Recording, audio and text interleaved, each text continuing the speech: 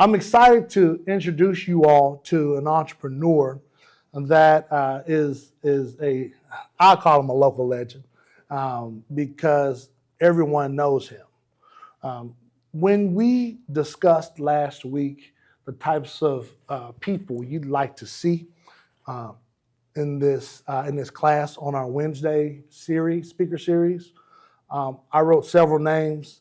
As I mentioned earlier, this was the first name, not because of proximity, because you can literally see his property from outside of this window, but also in significance. As I've worked with the University Hills project, I've engaged and interacted with him, his property, and how it's important to make sure neighbors work together to make a vision come to reality.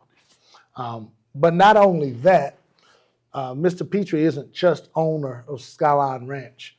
That's cutting his story far too short. He's a lifelong entrepreneur. Some that I don't even know all of your endeavors. I could just name the things that I know. Right. He's always been engaged in the South Dallas Oak Cliff community for decades. Not dating him. That's not in disrespect, but he's been successful in this marketplace, at least through Pitre Automotive, through the properties that he's acquired and is built throughout the area for at least my 41 years in existence.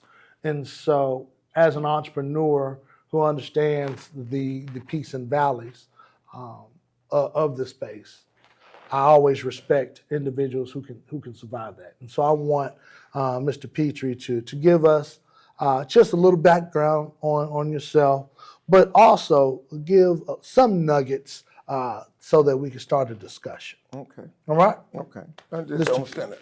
Yes, sir. Okay. My name is Robert Pitre. I went in business about 49 years ago, so none of you all were born. Went in business with 3 $100 bills. Went into the car business. I bought a car for $272. I had $28 operating capital. And everybody said that, hey, how you gonna make it? And I said that I'm gonna make it because I knew that I could be successful. Now I had knowledge of the car business because when I was about 15 years old, my grandfather took me to an auction, a car auction. He bought me a car for $212.50. And that was probably one of the best cars I've ever owned. You couldn't even hit a motor run. Also, my grandfather told me to buy land because God was not making anymore. And he bought land in Jasper, Texas, and he had like 25 acres of land. And I'm saying, okay, I'll buy some land. But when I was 12 years old, a friend of mine, brothers worked for a wealthy white family, and they had a ranch. And his family was having a family reunion, so he invited me. None of his family members knew me. So we get to the family reunion, and the horses was in the field with the big Bremer bulls, and his brothers had a bucket, feed, shaking it, trying to get the horses to come in. So the horses wasn't moving. So I'm 12 years old, didn't have all my senses at that time. So it was a horse tied to a tree. So I said to myself, well, what I do, I go get on that horse and I ride him down the fence line. I'm sure it's a gate. I open it and I round up the horses.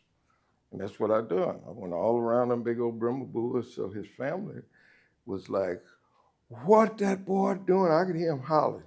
So what I did, I rounded up all the horses. They corralled them. I run them in. And they came over to me and said, and I don't know if it was punishment or what, but they said, do you want to ride this wild Welsh pony? A Welsh pony is a breed between a regular horse and a Shetland pony. And they wild. They'll stand up and fight you. So they saddled him up, and I rode this horse, and they were saying, ride him. And I rode this horse till he just fell on his knees. Just got so tired, he just fell on his knees. In a rodeo, you ride a horse for 8 seconds, and that's it. So I rode this horse for, 15 minutes, and he just bucking and trying to get me off. And so when I finished, they said, man, And they came back and said, do you want to ride another horse? So now, hey, I'm having fun now. I don't have good sense. So I rode the horse same way. And we go in this ranch house and they grilling steaks this thick. And they say, man, where did this little boy here, where he come from? And boom, boom, boom. So I walks out on this deck and there was a lake. And I say to myself, well, I'm gonna give me a ranch too. I'm gonna give me a ranch too. Now I lived in the projects, Beaumont, Texas. So I go home, I tell my mother, I said, Mama, I know what I want. I know what I want. She said, what you want? I said, I want a ranch and I want to be rich. And she said, how do you know that you could do that? My answer was above my knowledge. I said, because I know myself. She said, son, let me tell you something. If you could find yourself, nothing can stop you. Nothing. And it was like a bell went off my head. Okay. But I still didn't know what finding myself was. So I'm saying, okay, let me go out here and find myself. And I went looking to find myself. So what I'm saying to you all is find yourself. Find who you want to be. Set your goals in life and work towards them. There ain't nothing easy out here. Ain't nothing easy. Now, when I went in business with $300, I had to buy cheap cars. First car I bought, that $272 car, sold $595. Went back and bought another car. Went back and bought 2 cars and selling them, making money now. A little money, because this is like in 1976, and I'm making money, but I'm feeling good about, I'm in business. I'm creating a job. See, I've been self-employed for 56 years. I don't know about working for somebody else, And the deal is, but you could work for someone else and gain knowledge. Knowledge is the key to all of it. Knowledge and inner strength. So if you gain knowledge of what your business that you want to be part of or be in. Now, in 1988, I went to a friend of mine, because if you got to learn how to think and figure stuff out. I went to a friend of mine, what was happening, every morning when I leave home to go to the office, there was always something interesting on television, on the news. And I said, I got to go. I can't stay and listen to it. So I said, if I could just invent something, or if something I could buy, and just when I get in my car, I could hear local news. And so I checked and there's nothing around. So I went to a friend of mine that had a radio TV repair shop, and I asked him, I said, look, is it anything that I could create that I could hook up to my car radio to pick up the television? And he says, no, but if you could come up with something, you'll be an instant millionaire. So that got my attention. So I went to this friend of mine that was a CB operator, and he was a technician in the service, in the Army. And I talked to him, and he said, that's a great idea. I think we could come up with something. So he came up with a converter that was like this size.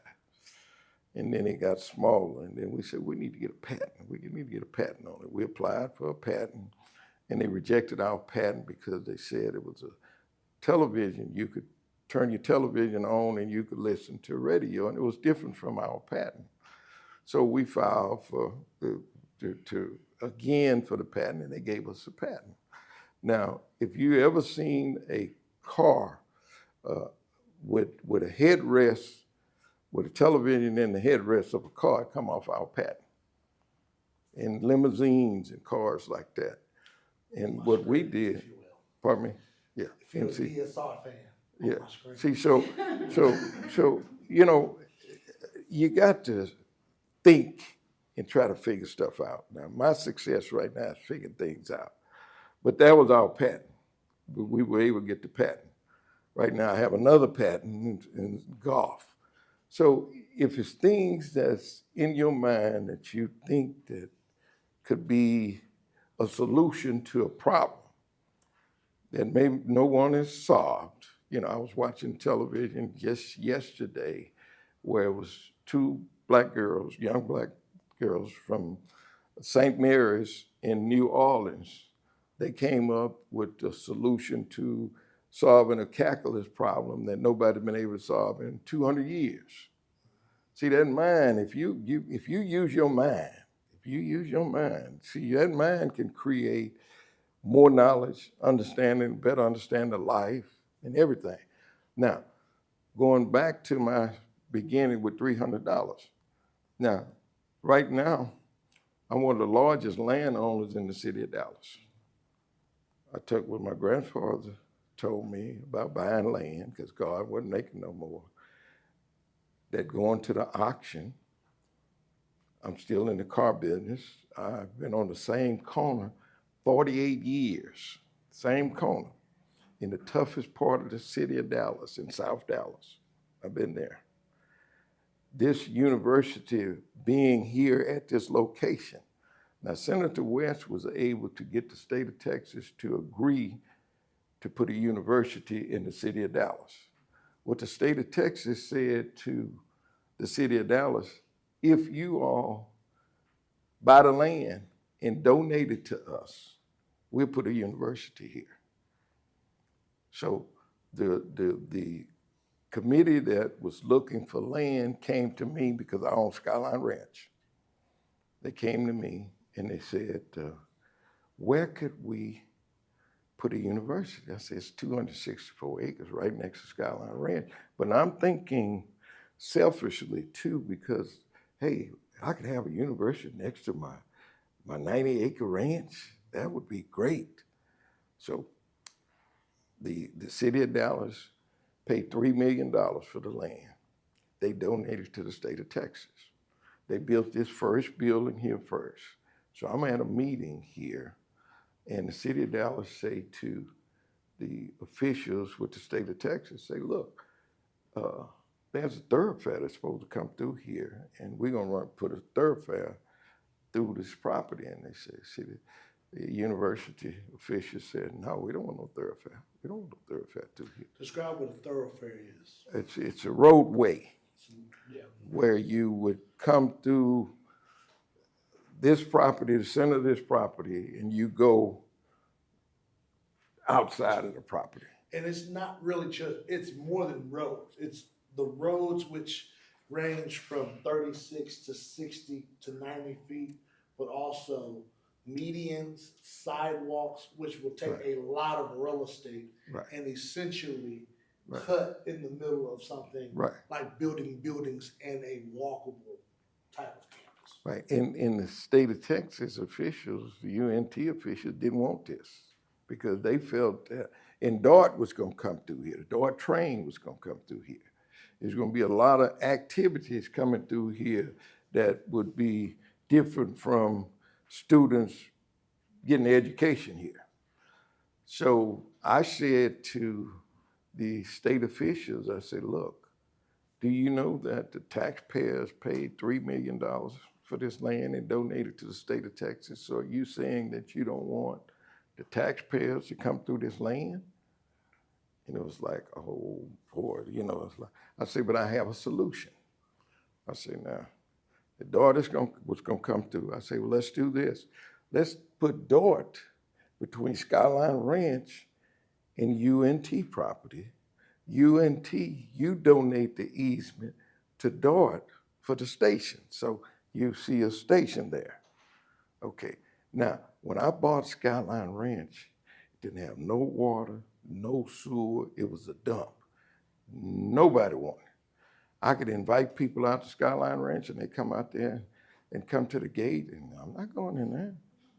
See, it was just a dump. But see, you got to have vision. You got to have vision. And, people call me all over the country, say, I got this deal, and can you help me and give me some understanding, some knowledge of what you're doing? All I need them to do is just answer my questions. Okay, what is this? Is it any infrastructure? Where are the roads? Whatever, and once they describe it to me, I could visualize it in my head. See, and it's not that, I'm this special person, it's just that you have conditioned your mind and focus your mind where you can visualize.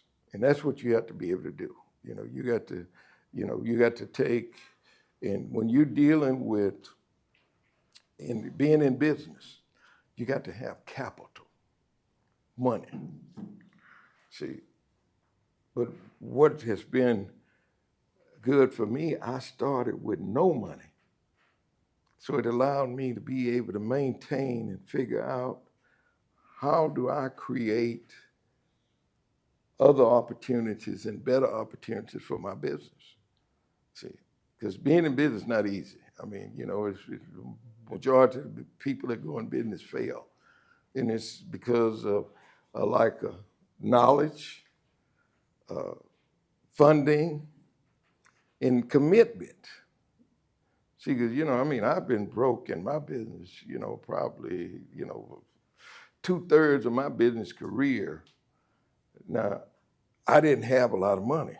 And see, being Black, where I'm going into the car business, the other car dealers had floor plans. They wouldn't give me no floor plan.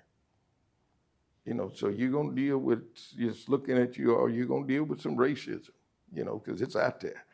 But you got to overcome all of it. You got to put it in your mind that, hey, I ain't going to quit no matter what. Right now, I'm a little guy with the big boys. A lot of these guys just in the position that own land around here, they flying in jets. They got money, driving Rolls Royces and stuff like that. So you have to figure out what you're willing to do to be in business, how much effort you're willing to put in it. Excuses, hey, you can't blame nobody. You don't get nowhere by saying, okay, well, they didn't do this, they didn't do that. Now, if you Google banking below I-30, now they interviewed me, and you would see that they don't loan money in Southern Dallas. But now, that's the way it went off, but they don't loan money to Hispanics and Blacks in business. See, so if you think that you could do business without money, it's going to be very difficult. And, back in the 80s, I seen all the banks fail because they made bad deals, and they had policies where it was better to loan $10 million to one corporation than $100,000 to 100 businesses. See, and when that one corporation failed, the banks went out of business. See, so you got to, you got to be an advocate about lending practices, because these banks, minorities, they ain't looking to loan you no money. And then I'm at the age where I seen the conspiracies of when they drop drugs in every inner city in America by design. And see where the Black community was very productive. But when they dropped them drugs out there and they took the jobs out, that created this environment that they're talking about right now, this crime issue. So, but I don't want to just stand up here and just talk to you. I want to answer some of your questions, because I think that if it's something on your mind that you want to know something about, and it may be some experiences that I've had, I want to be able to explain it from my opinion. So do I have any questions? Do you mind if you answer it from sitting down? Go ahead. Okay, so I know you said you started off with the car business. How long after did you get the ranch? Oh, I went in car business in 76. I bought Skyline Ranch in 93. How big is it? How big is Skyline Ranch? It's 90 acres. It's right out here. Yeah. Yeah. But now I bought other land 131 acres, The car business gave me knowledge of how to make deals. I know how to make deals. I make deals, I'm consultant for major corporations. Have you ever heard of Manheim Auto Auction? Well, Manheim Auto Auction is at Keith and Duncanville Road. Now, they employ about 500 people every day. Now, they were in Grand Prairie. So being in the car business, when I first went to the auction, they wouldn't let me in. They said I'd bought a car and didn't pay for it, and I'd never been to the auction before. So I went in my wallet, went in my pocket, and gave them my driver's license. Say, let's go to your office and show me where I bought a car, because I've never been here before. So by me getting into knowing the general managers and stuff like that, and then, I'm a little radical too. You just can't make me do. Yeah. I'm radical. So, see, we'll keep it PG. Yeah. So I was able to tell the general manager, I said to him, look, you need to move to auction from Grand Prairie. And he said, well, why? I said, because every Wednesday, well, not every Wednesday, every Wednesday the police write tickets to car dealers, but the east side of the auction, every time it rains hard, it floods. And that's why you need to do. And he said, well, where do we need to move to auction? And I said, you need to go Duncanville Road and Keys. It's hundreds of acres of land, and that's where you should put your auction. So a couple of months later, he came back to me, and the general manager said, look, I took your advice. I said, well, what advice? Because I didn't know what he said, I got a contract on 100 acres of land. And he said, but I got a problem. I said, what's your problem? He said, the city of Dallas don't want an auction. They want an auction. So when I said, well, let me handle the deal. So I went to a city council person, Al Liscombe. Then we went to Councilperson Tandy, because it was his district, and we were able to get a special use permit for the auction. Now the auction does $7 billion a year. They bring $135 million to the Dallas economy annually. And they have 550 jobs. So I was able to create opportunities like this. And see, you got to think. Here's another experience in South Dallas. They were merging 175 to Interstate 45 in the morning. So it's bumper to bumper. So I'm at the meeting. So they said, okay, well, we making SM Right a thoroughfare. And so my question was, okay, if you're gonna make SM Right a thoroughfare where all the people from 175 was going to get downtown in North Dallas, and now you're gonna merge all the traffic to 45 where it's bumper to bumper already. So my question to them was that, how are you gonna solve that problem? You know what they said? The engineers with the state of Texas, we don't know. I said, well, let me tell you how you solve that problem. I say, now, a lot of the people on 45 and 175, they're just trying to get downtown. That's what they're trying to do, just get downtown. So let's have an exit to come down over Martin Luther King to Al Liscombe Way, and all those people that's trying to get downtown, they could go Good Latimer or Cesar Chavez, and that will eliminate a lot of the traffic. And they said, oh, yes, that's what we're gonna do. Next week, that exit will be finished. Can I ask a couple of questions? Because you just sparked two things that I want to talk about in entrepreneurship. One, you were able to go to a community meeting with decision makers. Right. As an entrepreneur, since you've never had a job, you never worked for anyone before, do you feel the freedom do you think that people who want to help their communities can't because their job either prohibits them to do so, or is being an entrepreneur is there a benefit to being able to go to all of these Right. this city meetings Right. or And state meetings? Well, it's good to be involved in your community, to know what's going on, whether you have a job or not. You need to go and seek knowledge of what's happening in your community. So that would be, a key that I would say to each and every one of you. Knowledge is the key. Try to gain as much knowledge as you can about whatever in life, just what you do and what you all about. Just try to gain as much knowledge as possible. And then, and use it. And don't be afraid to take a position. See, when I first came to Dallas, they were saying that I couldn't have a voice in South Dallas because I was not born and raised in South Dallas. And I'm saying, no. They all got mad at me one time. The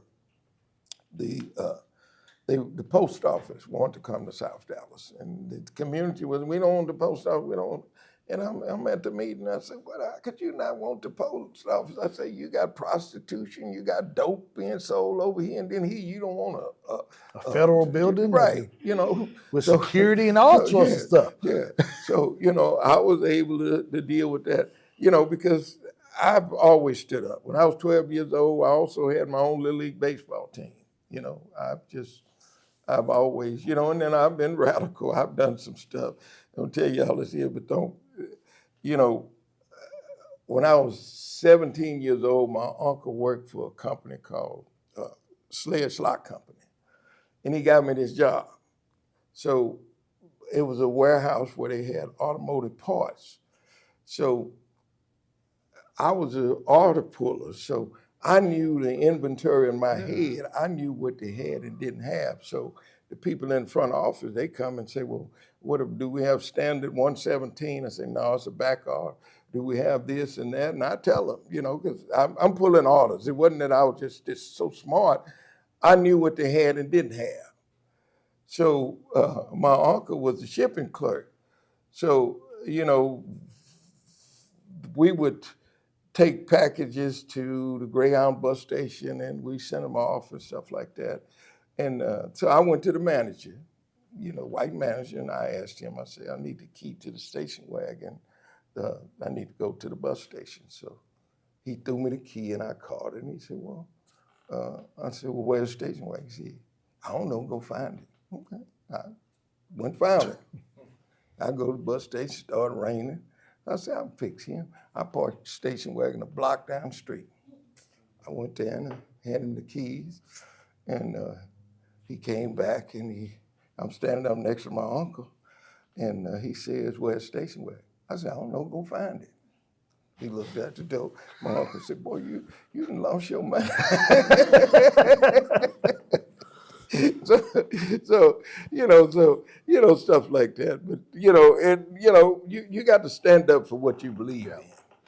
And that's what I want to say. You need to find yourself. Be as knowledgeable as you can about yourself and about life. It's excuses. They don't work. I mean, they make you sadder, oh, well, this happened to me and and I can't do this here and all that. That's nothing, in business, because discrimination, I'd say that I've been discriminated against more than anybody in the whole world. Now, that's not factual, but that's the way I feel because I've been discriminated so much, but I didn't let that stop me. Like right now, my assets is so great owning real estate. Mm-hmm.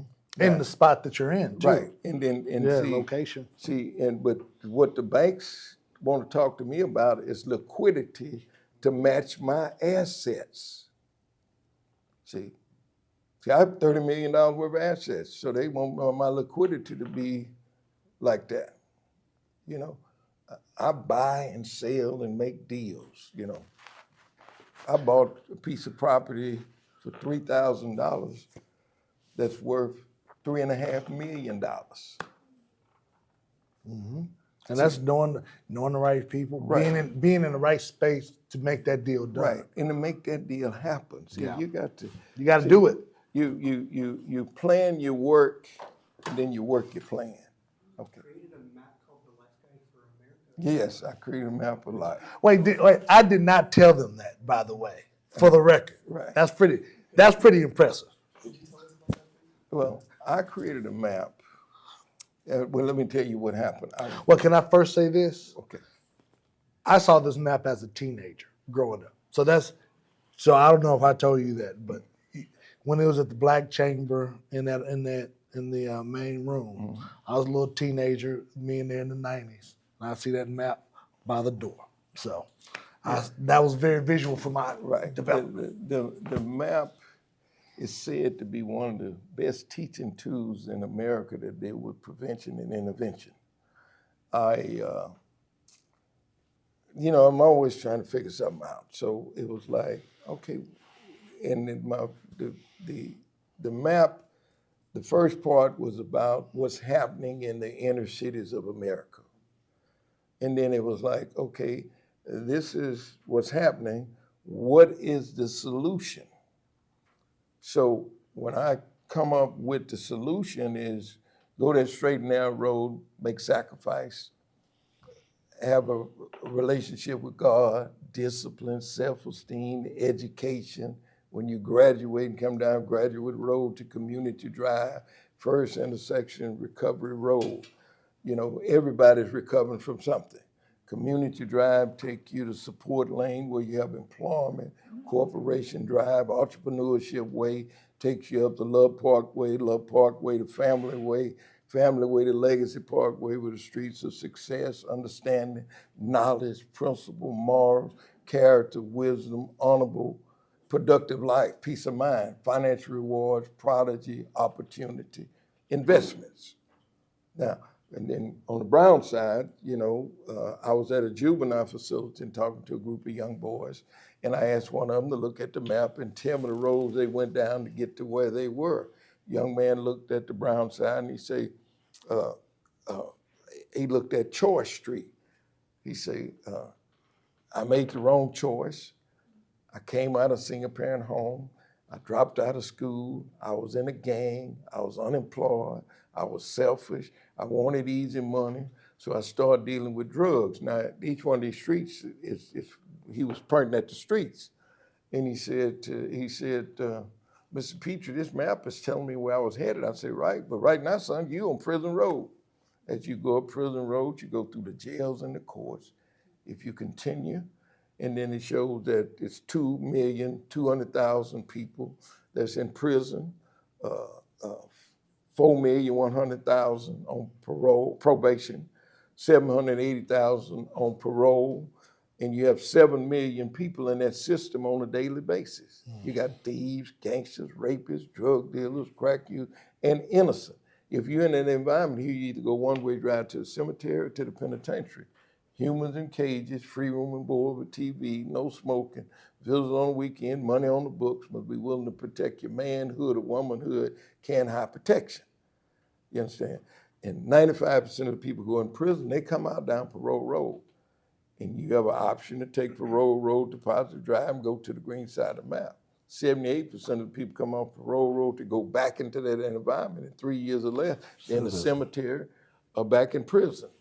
See, I was in Washington, D.C., and I kind of did this presentation, and a psychologist, a doctor with a social science degree, and a preacher came up with me and said, well, hey, how were you able to create a visual of life in one vision?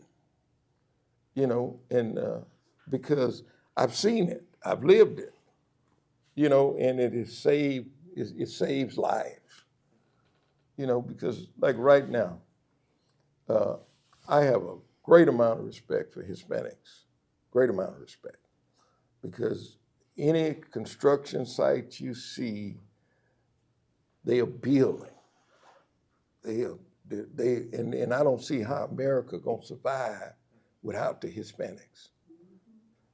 But now, here's the way I see it. Now, they can't deport Black Americans, but now they have flooded our communities with drugs and taking the jobs out.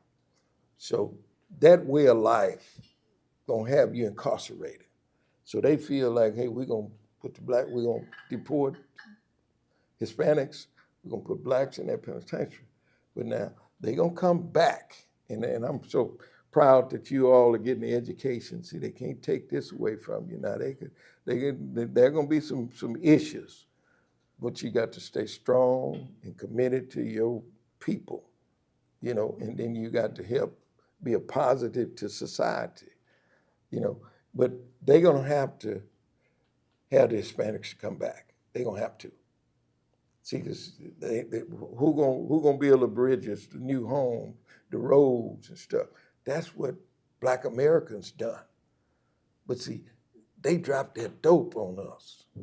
They took the jobs out. And see, like what Donald Trump is doing right now is that he's gonna attack all these inner cities because there's no jobs there. He's gonna take away these programs that's helping poor people, and it's gonna be more crime. So they're gonna have the opportunity to put more people in jail in these cities. So you got a lot of stuff coming up. But going back to business, study business, figure out what you're willing to do to become an entrepreneur. It's not easy, but we got to deal with these financial institutions discriminated against people of color in our community.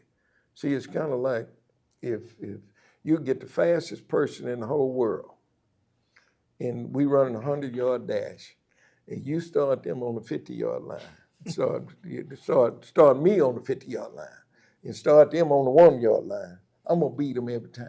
I don't care how fast they are. And that's the way that system is set up right now. See, you at a disadvantage, but you still could win. Now, I'm starting, they on the 50-yard line, I'm on the 1-yard line, but I'm winning. I know how to win. See, I know how to win. And I don't have no excuses. I know how to win. I'm winning in their own system. See, I just left the auto auction. I'm the most popular guy at the auction with the auctioneers. But if you bidding against me, you better bid quick, because they're gonna give me the car. They're gonna give it to me. See, and then where I cannot get up there and stand and represent my car. I can't do that. They don't allow that. Well, they're not gonna buy my car. They're not gonna buy my car because they're gonna discriminate against me. But you know what I do? I don't stand up there, and I bid on my car. So they bid against me. I fix them, and I start my car at a figure that I want, and I might hit it one time just to get it up at that price, and then I let them bid, and then I might hit it again. It's just according if it's at the price that I want. But that's the strategy, and you have the assets to be able to do that. Right. I want one question, and I'm gonna go back to you, and then we'll go. Well, this is my question for my own sake too. Recently, I just want advice on how to handle the art of negotiation, or how to sell yourself, basically your ideas and everything. The reason I asked that is because recently, I work in the jewelry store with watches, rings, and everything. We do have a tablets where it has an apps where it's like they design your own ring on the app basically, and you can see it real time. But they don't have that for watches. So I was thinking of presenting a nearby citizen manufacturer this idea, I guess. And I want to ask about your advice as far as negotiation, or how I can propose this idea of showing a customizable app where you can customize watch bands and faces all together in real time presentation. Well, I'd have to hear you. We'd have to talk, and you give me. But here's in negotiations. A lot of times when you're trying to buy something, or when you're trying to position yourself, you don't give them all the facts. Yeah. You want to kind of see where they're coming from. It's kind of like if everything in here was for sale, and I wanted that phone right there. I might ask you about that water container. I might ask you about that box, how much you want for that bottle there, what you want for that necklace you got around your neck, and but this is what I want here. But I'm making you a deal. I want to see what you're gonna sell me these merchandise for. And then I might say, well, how much will you take for both these two items here? And you make me a deal. And then I say, well, what about that over there? And then, and you say, oh, but okay, I'll take that.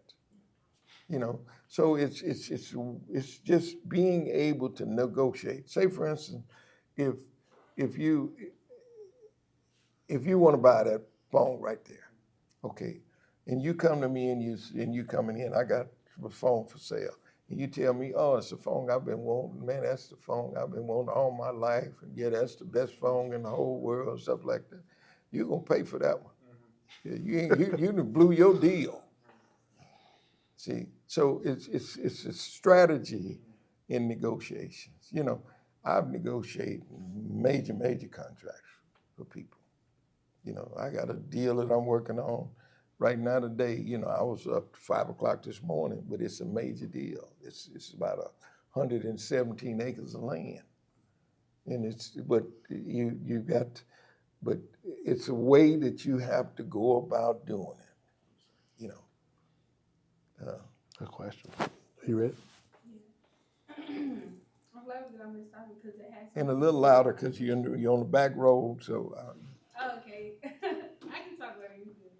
So my thing is, it was like you've been saying you've been doing business negotiations and a lot of things with business. I was like, did you ever make like business consultation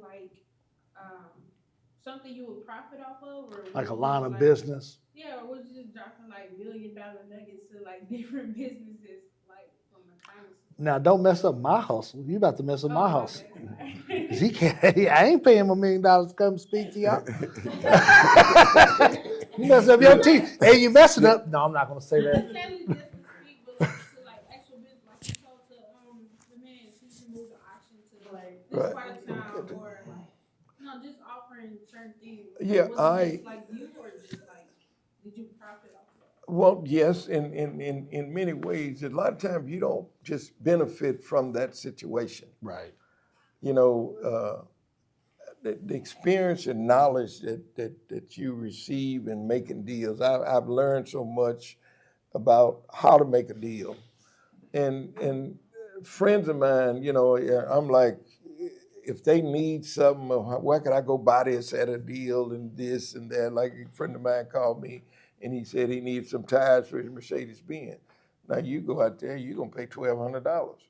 I called my friend, new tires, that $520, mounted balance, because I know how to make deals and I've done this before.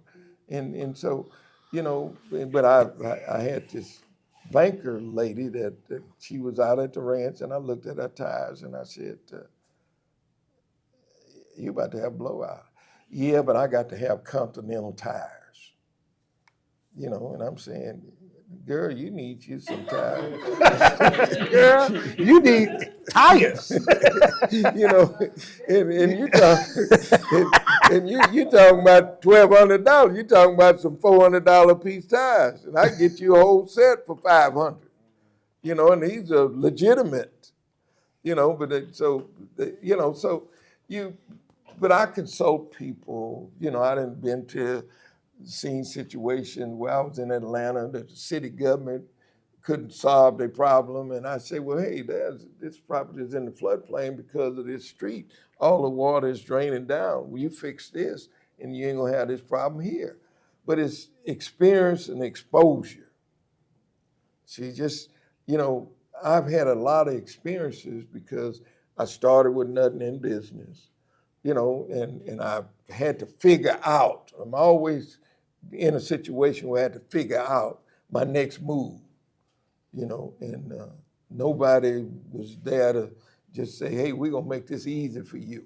Like a lot of parents today, I don't want my kids to go through nothing difficult, let me just help them in every way. I don't look at that as being good. Let them tough it out. Let them find themselves, find out that solution to that problem. That part. Come on, I know you have a question. Me? Yes. Well, I just been thinking, do you think that, do you think it's taken you longer being a black man and growing up to get to where you are now? Well, my relationship with God kind of explained that it has not been bad for me because I've gained so much knowledge, experience. So it has not been bad. Now, I wish that, but I wouldn't trade places with nobody in the whole world. If God said, well, I could change places, I wouldn't change places with nobody. And I can't. But now, if I could have my knowledge that I have now and be 50 years old, I'd take that deal. That'd be, but I You mean. can do some things with that. Huh? Yeah, but I mean, but it's right now, children and grandchildren is dying before their elderly parents. So it ain't no time that you guarantee that you're gonna live longer than somebody that may be older than you. No, it's not like it's not like that. So, and that's how you have to protect your way of life, and then you got to make as few mistakes as possible, and drugs, just stay away from them altogether. I've known one friend of mine, he was the best car salesman in the whole Dallas County. Could go to any dealership, 60 days, he's gonna be number one salesman. He had a policy that he would try anything once. He tried crack cocaine. He ain't been right since. So you got to protect yourself. And then, them bad habits and all that stuff, and just because somebody want to be like somebody, we want to be like yourself. Find yourself and be like yourself. Do you remember the slide last week of the characteristics of entrepreneur? How you have to have strong financial management. You have to have positive attitude. You have to recognize that there's no safety net. A lot of those principles are taught or things or philosophical principles that seem very nebulous or seem very, aspirational. But those types of skills are what makes entrepreneurs successful because they are in the present or they know how to maneuver in whatever spaces they're in, right? A successful entrepreneur, a successful businessman, person, anyone in the art of negotiation, it's not about the amount of power you have. It's what you're doing with your cards and how you move on the board, right? And if you're aware that you have I'm gonna go into spades. If you're aware that you have low spades, you can't ask, you have to know not to ask for a big number or a large number of books. What that means is don't go into a fight that you know you'll lose. And that requires self-awareness, something that you said, Right. Know yourself, Right. right? Because if you know yourself, you know how you best move to make you feel good. And that's what you do in business, especially when you own your business, because if you believe in yourself and believe that you can influence others or the marketplace, that's how you become the most successful. Right. And I learned to play chess. Was not just a great chess player, but I learned to play chess. Being in business is like playing chess. It's moves that you make. That's you great. know. And if when you're attacking, when you're trying to get somewhere in business, you want to keep that person in check. If you keep putting them in check, then you're gonna have the opportunity to checkmate them. You got a better opportunity because they're on defense, you on offense.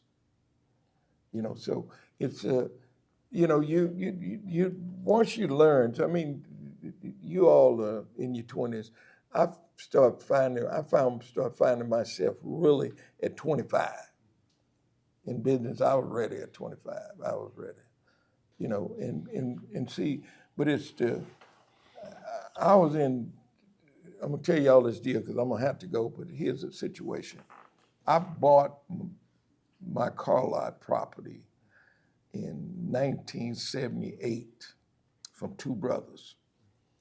When I bought the property, the brothers it was like the title company asked one of the brothers, say, there's a Fred Thompson that has a judgment, and is this you? He said, no, that ain't me. I don't know nothing about that.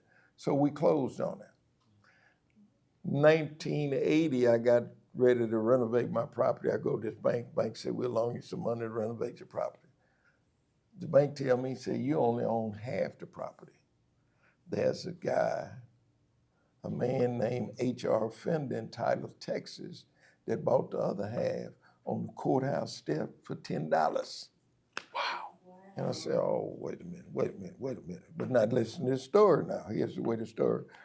So I go to the title company and I said, well, hey, and they said, well, we find out that Mr. Fender owned. I said, well, let me handle it. So I called Mr. Fender and I say to him, I called his office and secretary, put him on the phone, and he says, my partner, Mr. Pitre, Dallas, Texas, I knew sooner or later you gonna call me. I say, well, Mr. Fender, I want to give you that $10. He said, oh, no. He said, the title company made a mistake. I want $6,500 for my $10. If you give me $6,500, you can make the title company pay you whatever you want because I had a title policy. So I said, well, I don't have $6,500. He said, well, you go back to the title company and you tell them that I want $6,500. Go back to the title company, tell them, and they said, we'll handle that.